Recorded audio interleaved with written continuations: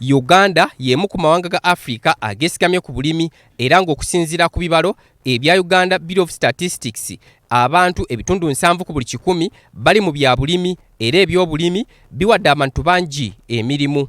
Wabula nga yadde guli gutyo abalimi basigadde basanga okusoomoozebwa okutandikira ddala ku nkyukakyuka y'obudde, obufunda bw'akatale k'ebirime n'ebisolo wamu n'ebbeeyi y'ebyuma ebikozesebwa mu nnima ey'omulembe okubeera waggulu. Okusoomoozebwa kuno kuwaliriza banka enkozi y'ensimbi eya DFCU okutongoza enteekateeka etuumiddwa DFCU Foundation ng'eno egendereddwamu okulaba ng'abalimi naddala mu byalo bayambibwako n'ebyuma eby'omulembe wamu n'okumalawo okusoomoozebwa okw'enjawulo kwe basanga. Tuyamba abalimi okubayigiriza engeri abalimi ne bizinesi endala okubayigiriza engeri gy'oyinza okubeera compliant n'oba nti ova ku level ey'okwewola obusente obutono n'oba ng'osobola okwewola ssente eziwerako. Akulira DFCU Foundation James Ssemwanga Kaboggoza agamba nti obutamanya mu balimi n'abalunzi bye bimu ku biki abasibye emabega naddala mu nteekateeka ezigendereddwamu okwanguyiza abalimi okufuna ssente z'okusiga mu bulimi ssaako n'okwongera okugaziya ku nnimiro zaabwe.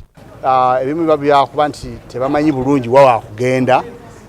Ebyo kati weetuli okubabuulira nti ffe tusobola okukulagirira wa oyinza okugenda n'ofuna okuyambibwa okw'enjawulo. Wano Minisita omubeezi ow'ebyobulimi n'obulunzi Bright Lwamirama agamba nti singa abalimi bawulwa ssente ku magoba amatono kyakubasobozesa okugula ebyuma ebiyinza okubayambako okutumbula omutindo gw'ebirime byabwe. Baba beetagamu ebirala ng'ebigimusa, okufukirira ennimiro, machines, okuteekako omutindo, value addition.